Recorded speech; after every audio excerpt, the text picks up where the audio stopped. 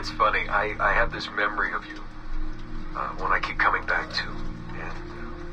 And I always think about it when I'm working or just before going to bed, because it sort of calms me, I guess. I was 14, I think, and you were trying to teach me how to walk with a light step. Remember that? How to be mindful of how much noise I made when I moved around. Simple stuff. Stuff I understand now, but back then, I gotta tell you, I thought you were just being an asshole. You told me you were gonna go up to your room and sit with your back to the door and read a book. And you wanted me to wait at least 15 minutes and then sneak up there and tap you on the shoulder without you knowing. I even remember the book you were reading at the time, the one by Captain Johnson. And you warned me that if you caught me, we'd have to start all over. Then you went upstairs. And I waited. I waited, and I waited, and I waited. I waited 4 hours before deciding to go up. And even then, it took me 20 minutes to get to the foot of the stairs. And another 30 to get up them. And then 10 to get down the hall. And there I was at the door and peeked into your room. And I was so hoping that you'd be asleep. But no, you were still reading. And I just about shit myself. But 10 minutes later, I was just 5 feet away from you. And that's when I remember setting my foot down, and you flinched. Ever so slightly, you flinched. I thought maybe I'd imagined it, but I knew you'd heard me. You didn't say anything. You just checked your watch, you reached for your drink, you took a sip, and then you kept reading. But I knew I'd failed. You didn't say anything. I didn't understand why. Then I lunged and tapped you on the shoulder, and you turned around, and oh, fantastic, you said, and you scooped me up, and you gave me a big hug, and I didn't say anything. But Dad, I was so pissed off. I wanted to scream at you. I'd failed, and you knew it, but you said nothing. And I stayed mad for weeks. I thought you were patronizing me. I thought maybe you decided right there that I was never going to be the man you wanted me to be.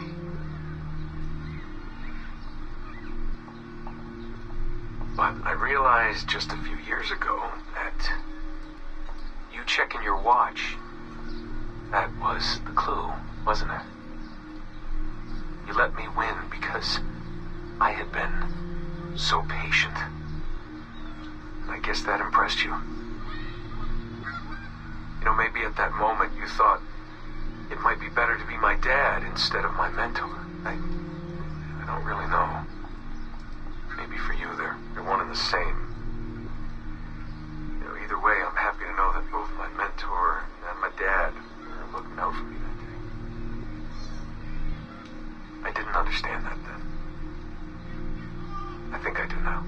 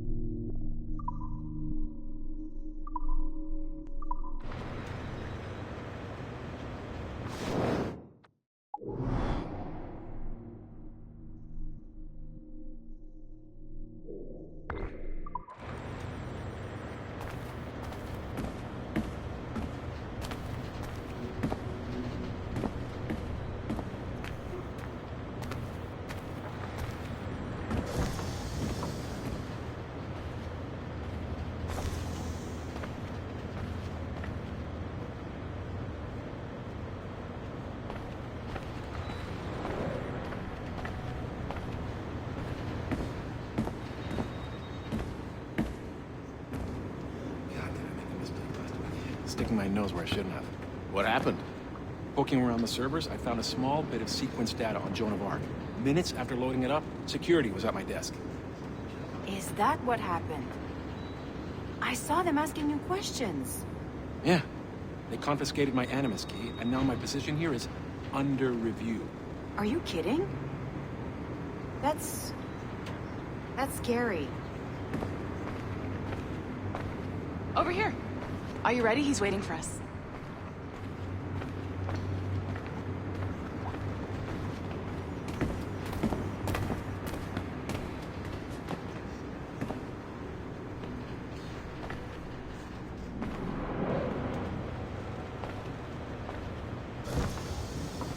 Over here. Olivier's waiting on us.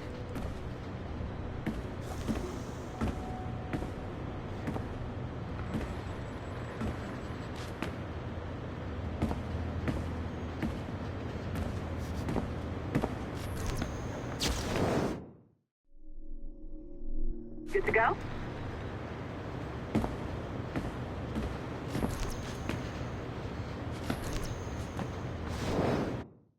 Be careful now. As the data moves, there are security programs constantly monitoring the data flow. You need to sneak past them, or they will destroy your data and send it back home.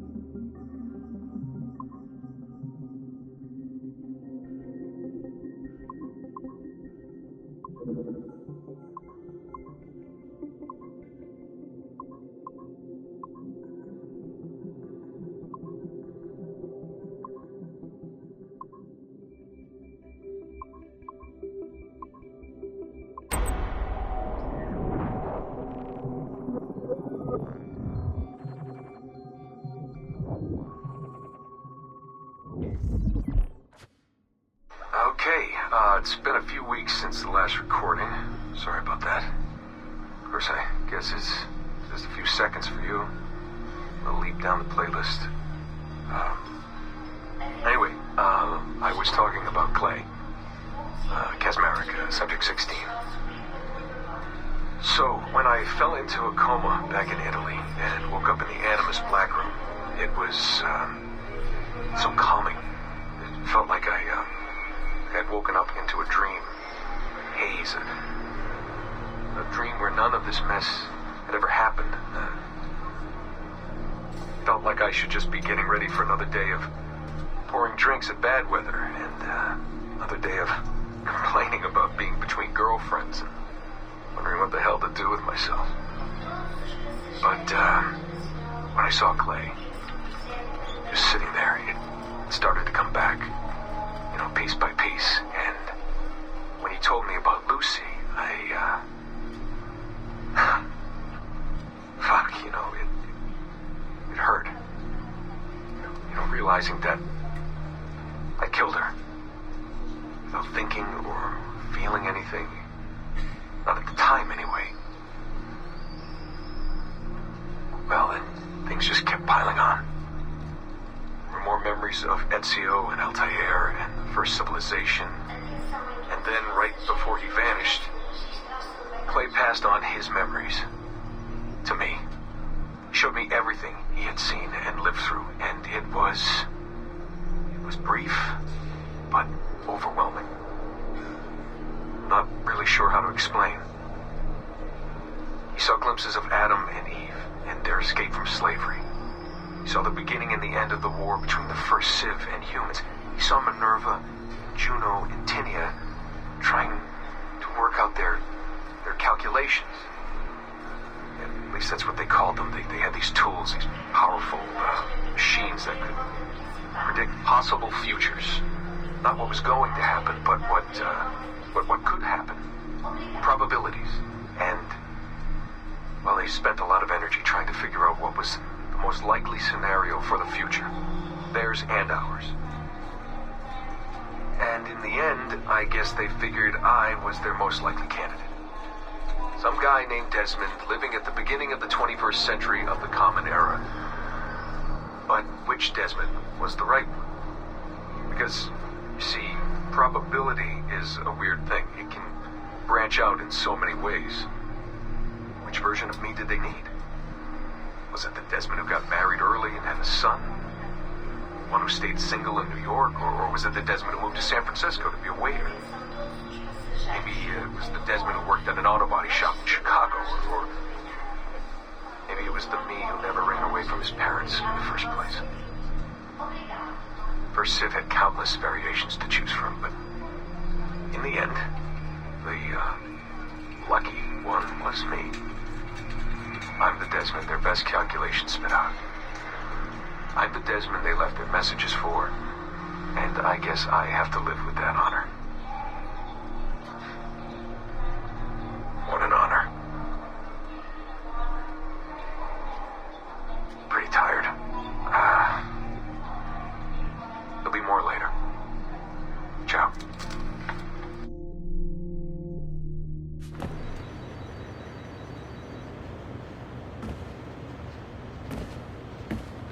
Hey, you ready?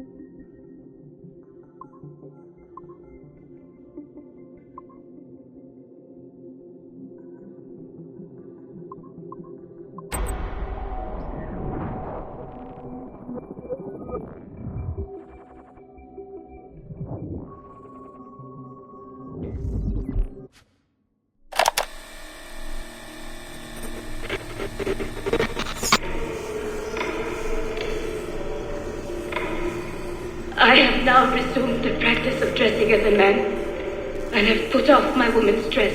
Why did you take it? Who made you take it? I took it of my own free will, with no constraint.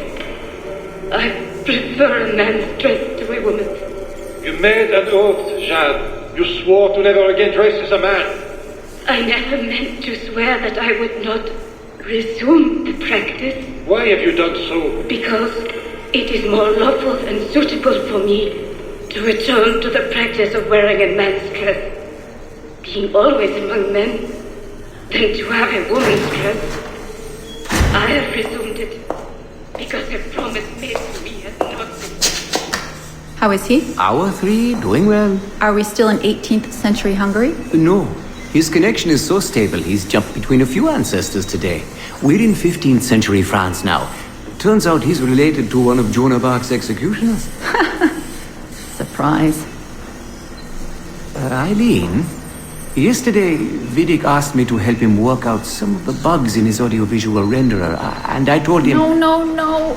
Come on, Satish, not you. It wouldn't be permanent. A few months at most. Months? That will kill every ounce of momentum we have. It won't, I promise. Honestly, I think this could help us. If I can get a look at what these people are doing, we could... Come on. He's trying to pull you over to his side. Don't you see that? He's luring you with quick victory and prestige. That's not what this is about, honestly. I need to get back to work. Eileen, I'm sorry. Do what you must. I'll survive.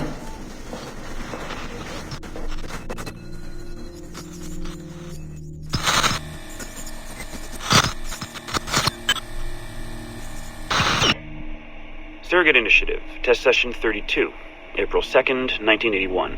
Host Eileen Bach. DNA sample SB1970. Miriam, are you awake? What? Miriam's coming for me. Oh, is it God? I see them from my window, massing in the courtyard.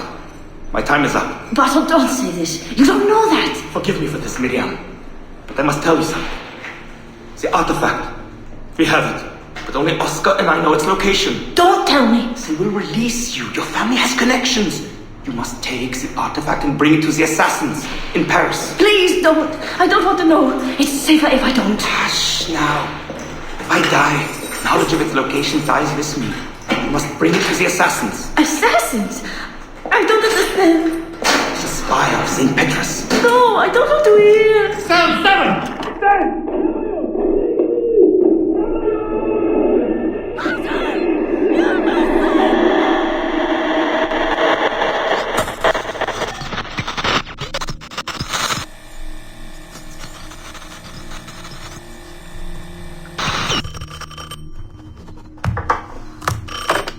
Hello? Eileen, hi. It's Carl. Carl, I know it's you. Sorry, you just sound exhausted.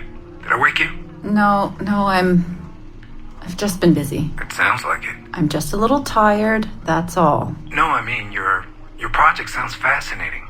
Your colleague, Dr. Warren Vidic, he called me recently and he told me what you've been up to. He what? Warren?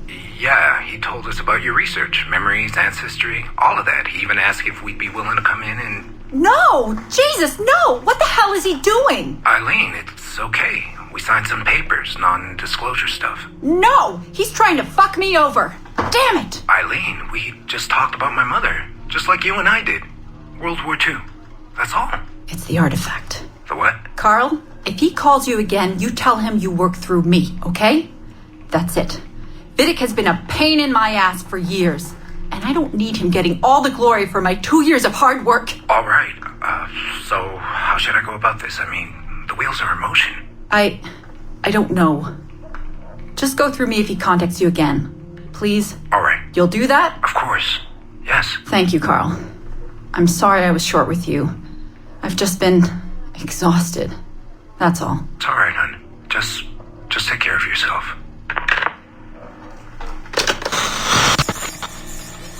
Morning, Eileen. We're almost ready. Just a few more adjustments. Okay. I had the team do some research on this artifact we've been chasing, and it appears the Third Reich actually found something matching its description sometime in 1940. Eileen, are you all right? Sorry, yeah. I'm fine. Just a little scattered. Vidic called my ex-husband last night. He wants to put him in the Animus. To find the artifact before us? Exactly. Well, it would be faster using Vidic's Animus.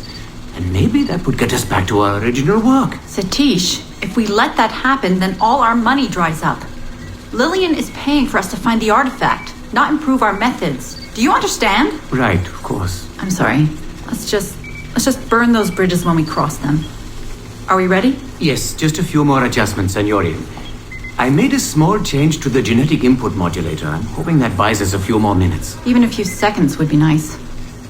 I'm ready. All right, settle in.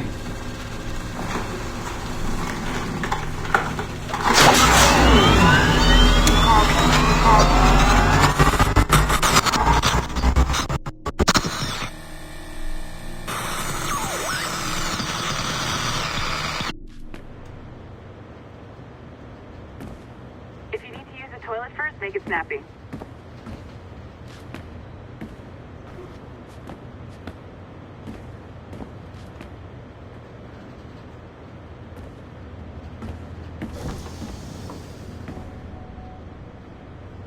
Hey, you ready?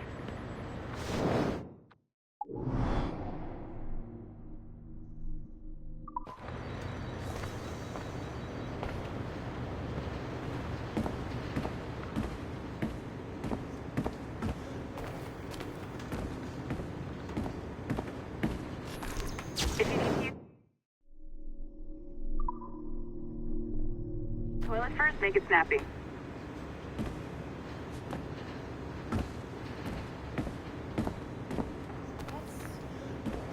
That's scary.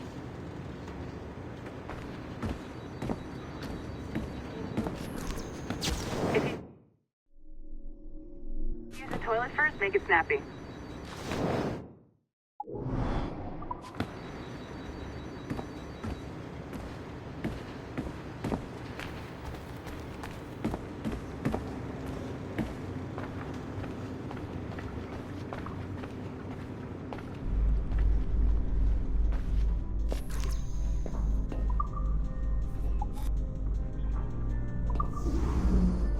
I just watched some of your footage from this week. It's amazing. Blackbeard was mental. And we all got so excited that we started talking about this idea for a trailer about him. Maybe start with him drinking, talking to some pirates, telling a story.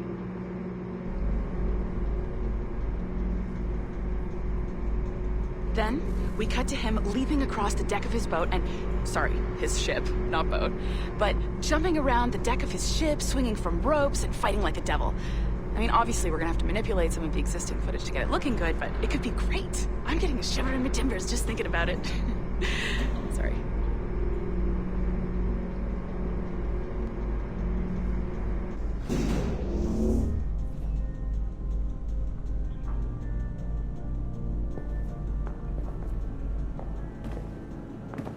Bonjour, ça va? I hope... Wait, no, you can go right... Hi, Melanie, I saw you just walked in.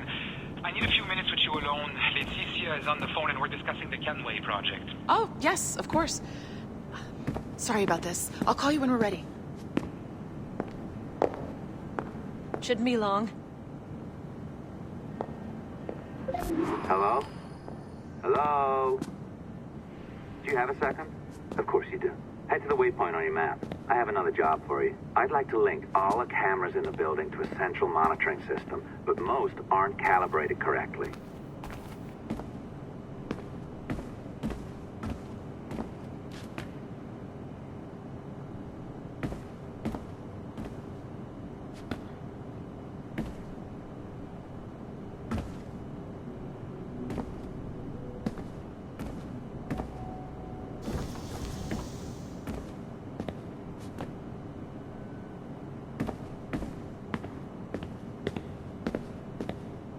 Another locked door.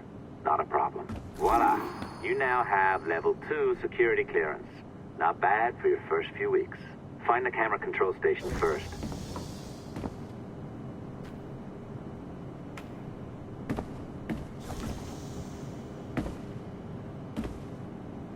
I'll update your communicator.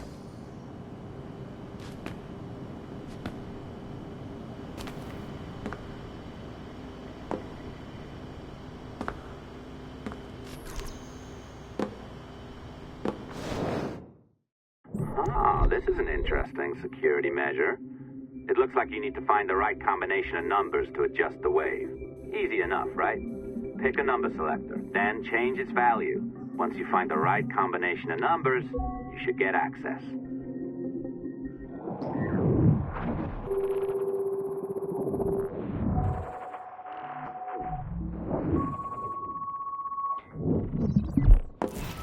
It works. And if we want information on assassins or Templars or the observatory or whatever the fuck else interests us, Olivier, you will deliver it.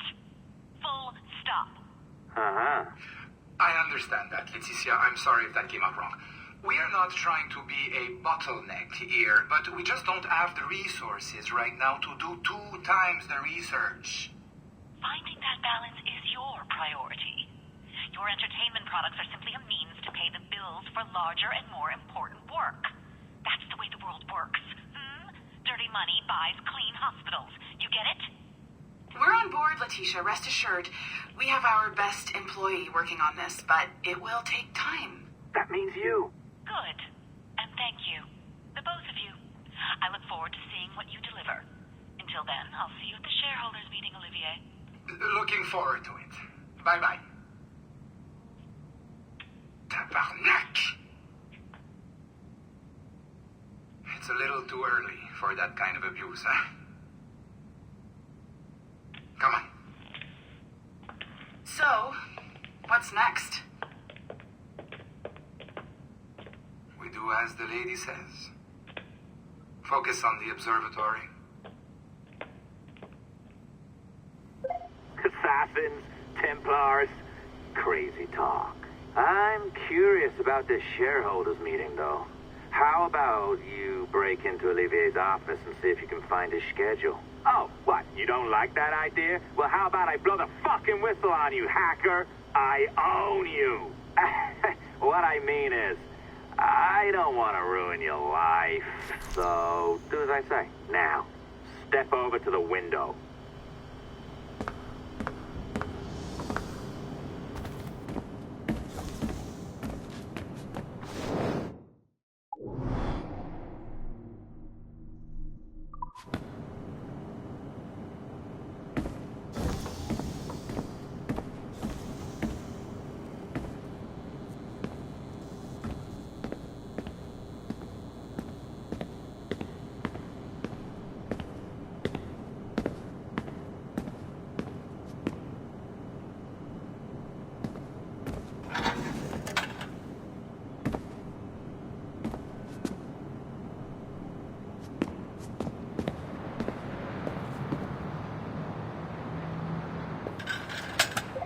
You can't waltz into Olivier's office through the front door, so I've opened another route. Up we go.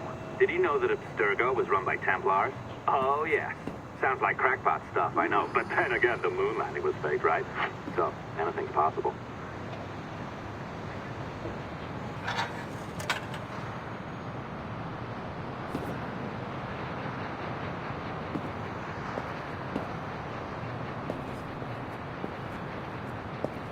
All right. Either you walk through that door or throw yourself off the terrace. Those are your options.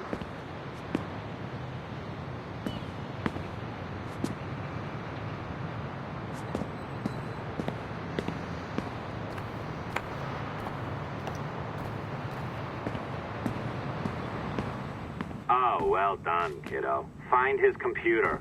Make it snappy. We're looking for the shareholders' meeting schedule. It's worth a lot of money to us.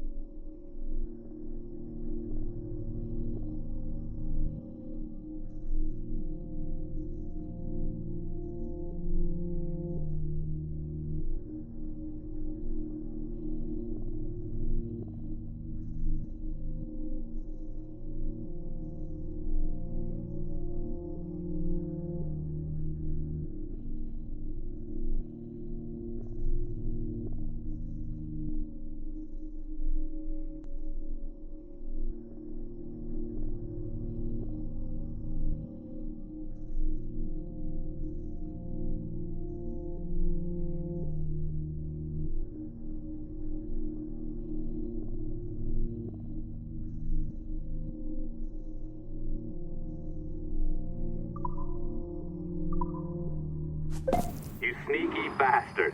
A pirate through and through, ain't you? Now, get down to the lobby. There's a courier waiting. Yeah, that's right. I've been planning this for a few hours. Now, wait. The receptionist. Hold on. I'll try something.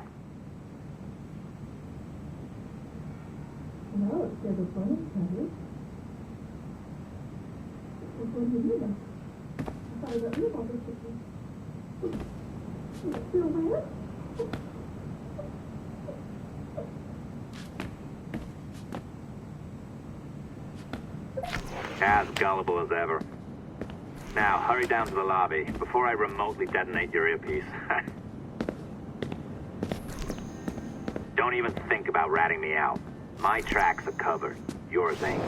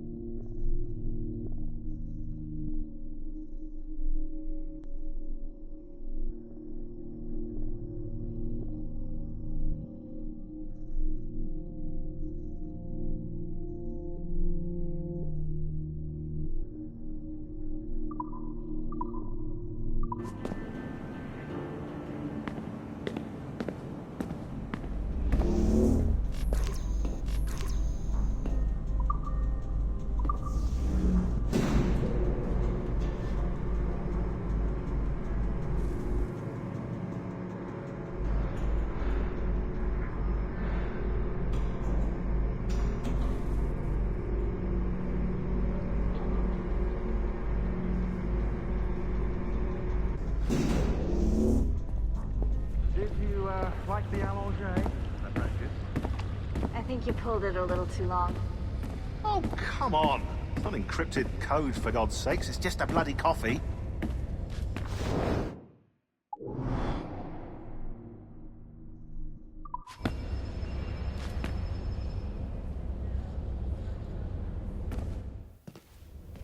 Oh, hooray! It's our old friend. Hey there, I just got a call about picking up another transfer. Oh? You said you were here to see me. Yes, that is one of the perks. Let's see it. A conference in Chicago, very nice. Thanks for this. We'll be in touch. Ciao, Rebecca. Text me. Stuff it, Hastings.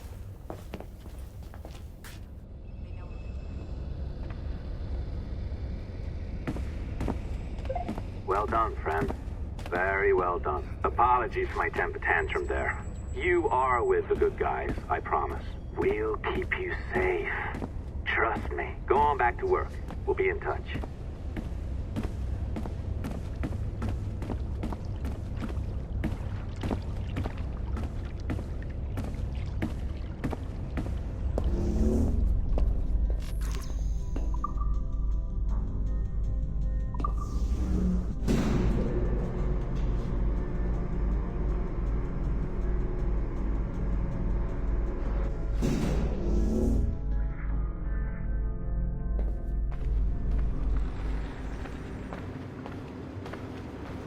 Security was on my desk.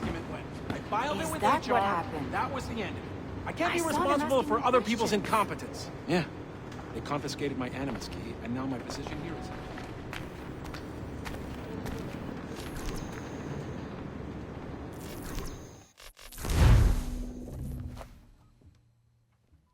I've an awful feeling about this. You'll be hurt out there. I couldn't handle that. I'll be careful, I promise. And when I'm flush with coin and set up, I'll send for you. I will. Caroline, come away! Don't exert yourself! I can't promise I'll come, Edward. If you leave on this fool's errand, I cannot promise anything. Don't give up on me, Caroline. Not when I need your faith the most.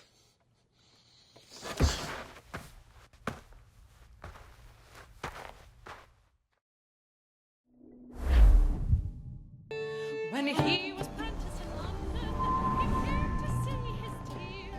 The candles were all burning, the moon shone bright and clear. Putting some shape to your sentiments? Just a short letter home.